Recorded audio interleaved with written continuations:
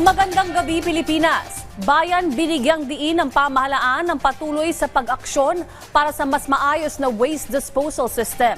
Kasunod ng pag-iinspeksyon ni Pangulong Ferdinand R. Marcos Jr. sa ilang lugar na may inanod na sangkaterbang basura dahil sa pag-ulang dulot ng habagat.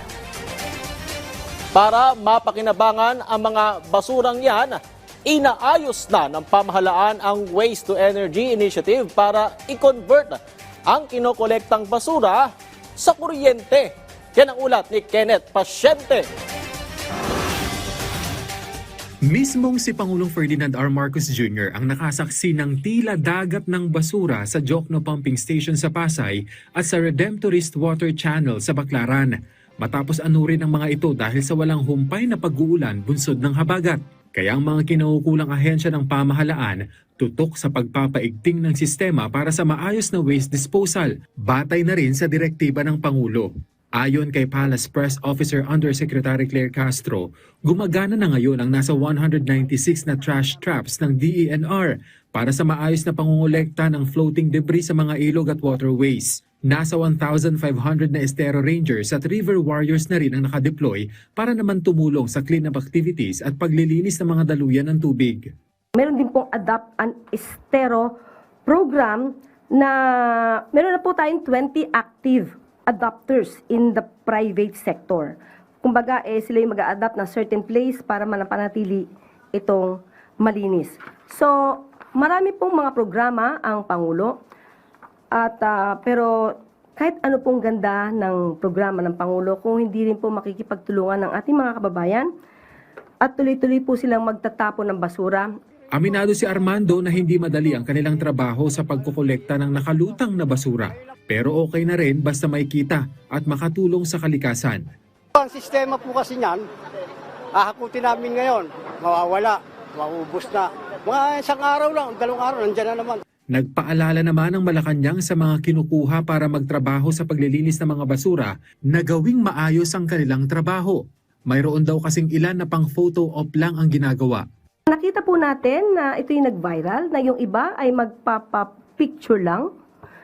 Kunwari may basurang winalis, pero after that ay aalis na rin. Minsan sila pa yung nagtatambak ng basura para ipakita may basura sa lugar. Wawalisin nila, and then after that, nandun lang. So, ang gobyerno po ay binibigay po ang lahat.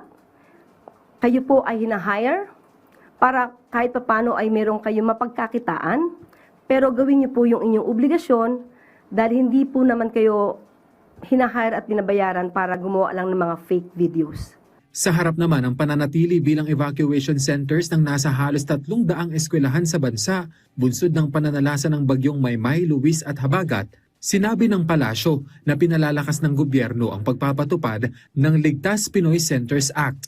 Ito po, ang plano ay magkaroon po ng 16 more evacuation centers na ipapatayo at ipapagawa ngayong taon. At 16 evacuation centers for 2026 at 32 for 2027. So yan po ang proposal so far ng DPWH. At ang matarget po ay magkaroon tayo ng evacuation centers. Una nang sinabi ni Pangulong Marcos Jr. na pinaplansya na ng pamahalaan ang pagsusulong ng Waste to Energy Initiative para mapakinabangan ng mga basura. Sabi ni DOE Secretary Sharon Garin, kayang makapag-generate ng 200 megawatts ng kuryente ang nakokolektang 9,000 tons ng basura sa Metro Manila kada araw. Ini-evaluate na raw sa ngayon ang tatayuan ng pasilidad sa Rizal, Navotas at Tondo para rito. Pero titiyakin ang pagsunod sa environmental requirements para hindi makadagdag sa emisyon.